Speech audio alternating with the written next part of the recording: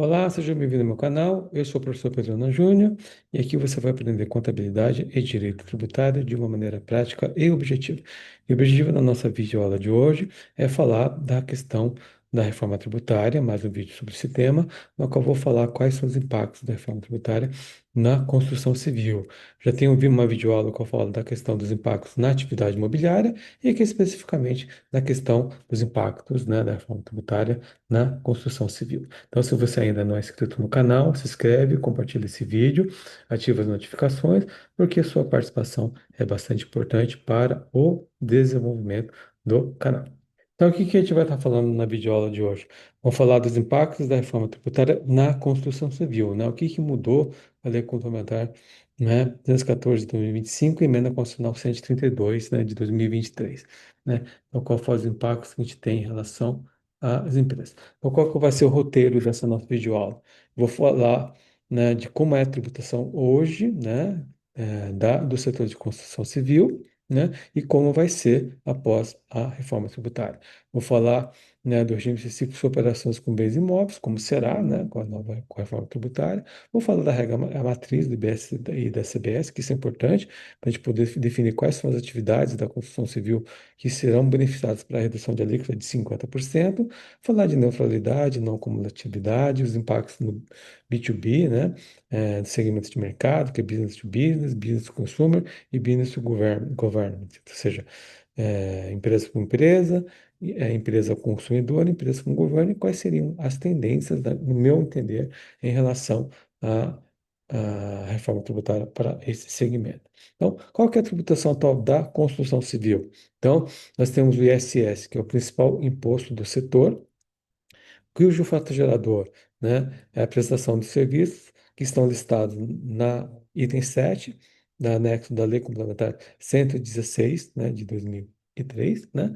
As alíquotas são de 2% a 5%, variável conforme o município, o serviço atípico, execução de obras por administração de empreitada ou subempreitada, e não incide ISS sobre mercadorias produzidas fora da obra, que seria o ICMS. Então, essa é a tributação, principal do setor, que é o ISS.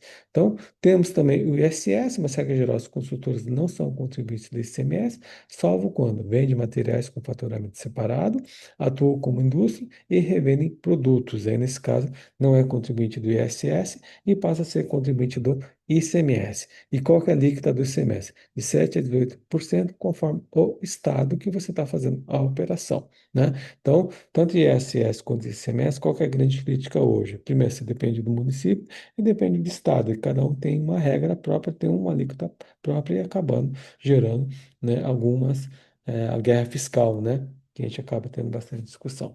Temos também na área federal o PIS/COFINS, que é o regime cumulativo, que para a maioria das construtoras, empresas de construção civil, porque o entendimento da Receita é que eles praticam o serviço de empreitada ou de subempreitada e, portanto, estariam sujeitos à tributação da alíquota de 0,65 de PIS ou 3% da COFINS e não tem direito a crédito.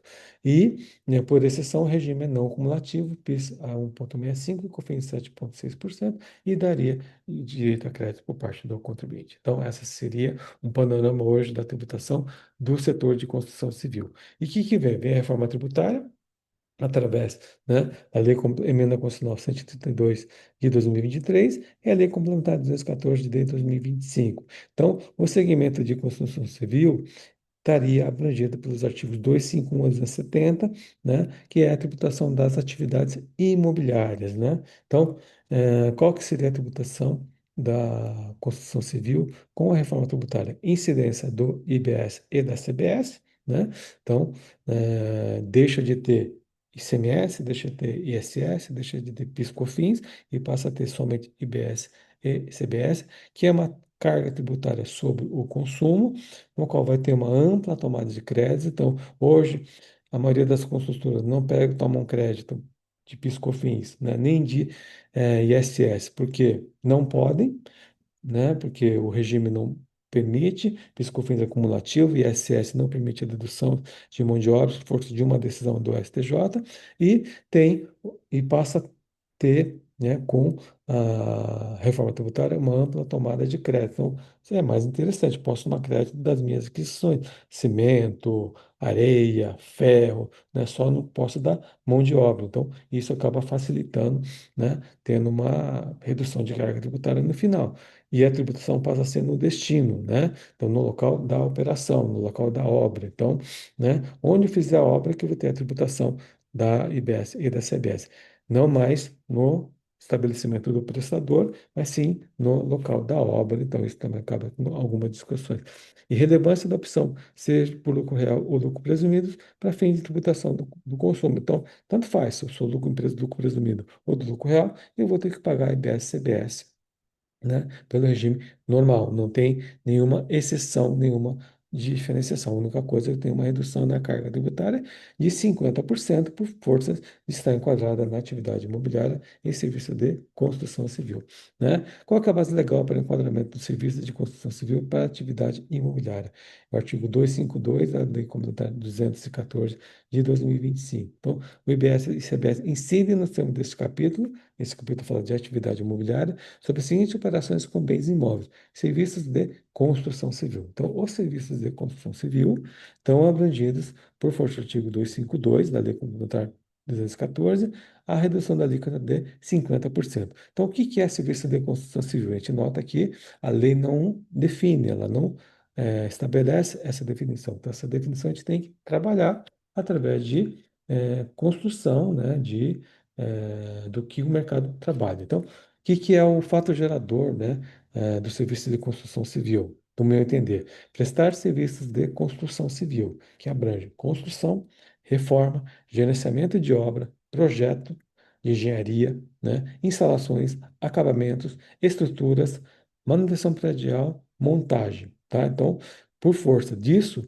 eu entendo que esses serviços, né, essas atividades, melhor dizer, né, estariam abrangidos no conceito de construção civil. É lógico, isso é um conceito que a gente tem que reforçar, trabalhar, né, para que isso se consolide. Onde é devido o tributo? No local da obra, no destino, né? Quando é devido o tributo? No momento do fornecimento, né?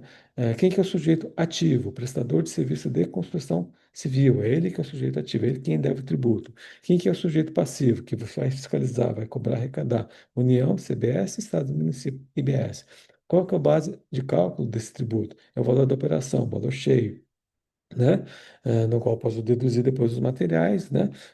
Que são insumos, né? Que eu vou tomar o crédito quando o fornecedor fizer o pagamento no IBS e da CBS. Qual que é a alíquota? Uma alíquota reduzida de 50%, porque a alíquota normal estimada vai ser de 27% a 28%. Então, para o serviço de construção civil, nós vamos ter uma alíquota reduzida na faixa de 13,5% a 14%. Se comparar com a tal carga tributária, parece que é muito, mas se eu deduzir os insumos, se eu puder deduzir, né, tomar o crédito das minhas aquisições de materiais, então, no final, essa carga tributária acaba sendo compensada. Então, eu tenho uma redução. Pode ser que alguns segmentos tenham até um crédito, porque eu vou ter uma tributação de 50% na saída e eu vou ter um crédito integral, né, de 100%, né, se eu, por exemplo, comprar cimento, comprar ferro, né, de uma ArcelorMittal, de uma grande companhia. Então, isso tem que levar em consideração, né?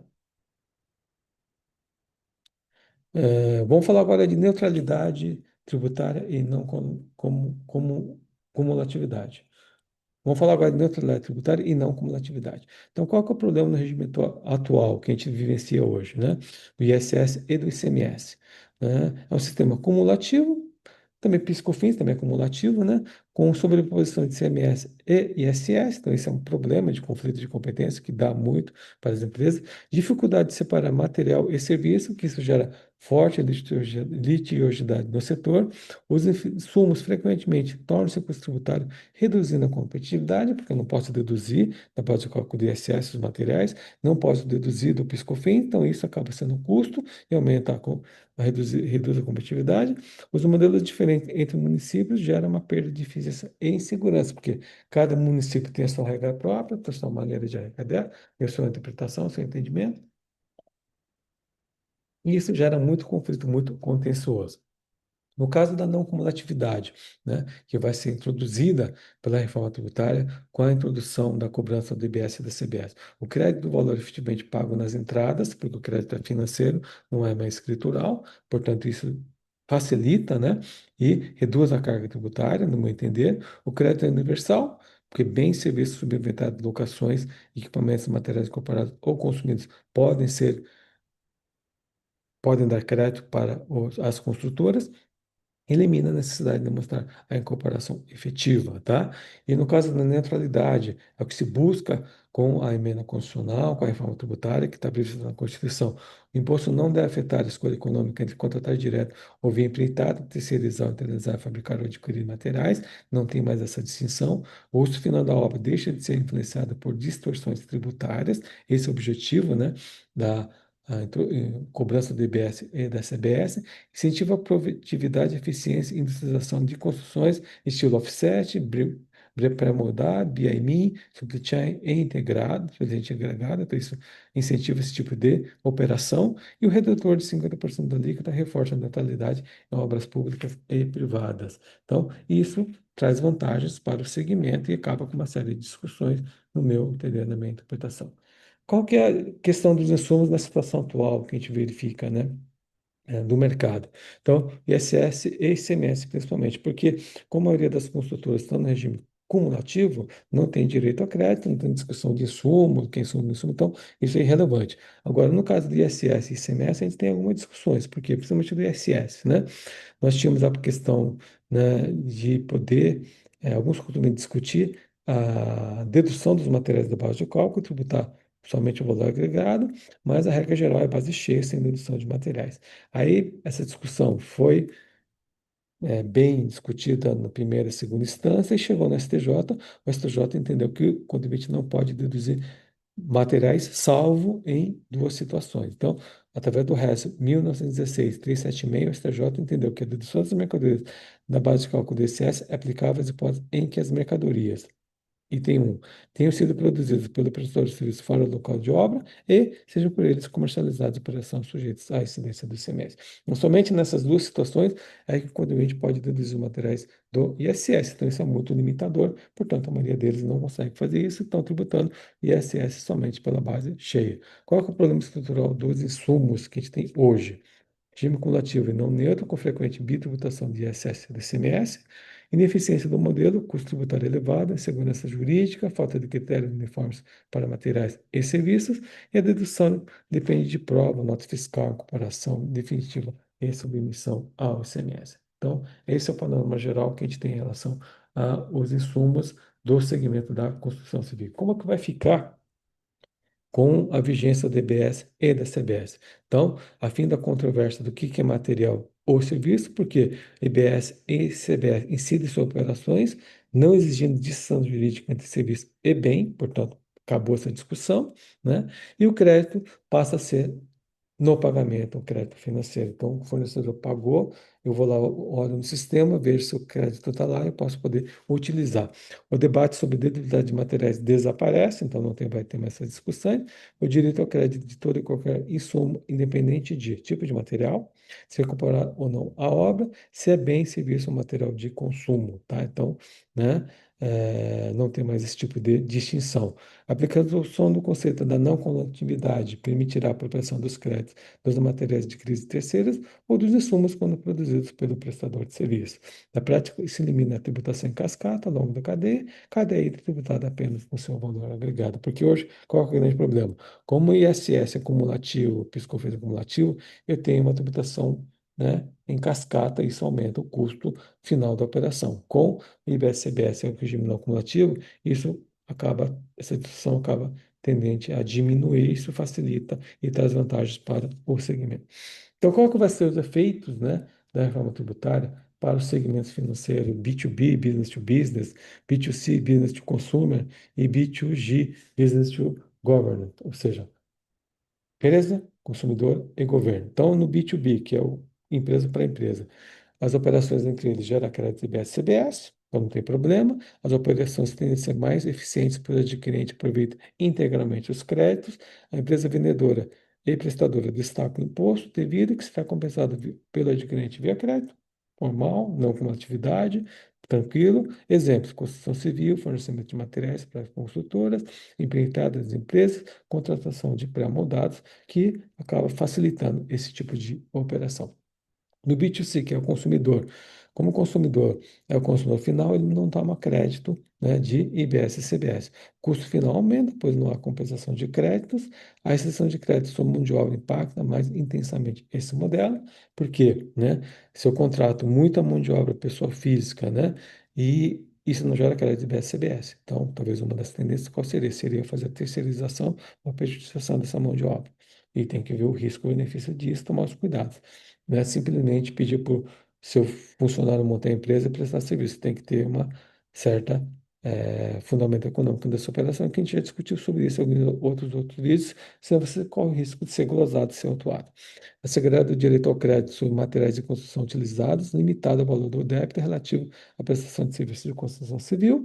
Exemplo, na construção civil, venda de apartamentos, obras e reformas contratadas por pessoas físicas. E qual que é o efeito do B2G, né? Obras contratadas pelo governo. Relações comerciais empresa-governo, né, que é o B2G. Governo como tomador não utiliza crédito IBS-CBS, semelhante ao do B2C. A empresa fornecedora mantém direito ao crédito de suas entradas, mas o adquirente em público não se acredita. Então, eu vou ter um crédito. Esse crédito, de repente, eu posso utilizar para compensar ou pedir uma restituição. A ausência de crédito para o tomador pode levar ao custo de contratações públicas, aplicação de alíquotas reduzidas em contas governamentais. O produto da arrecadação do IBS será integralmente destinado ao ente federativo contratante. Então, né, isso eu vou ter que destinar, então, uma das regras que a gente tem do IBS e do CBS. Tem que olhar aí, né, qual que vai ser feito se você está nessas condições.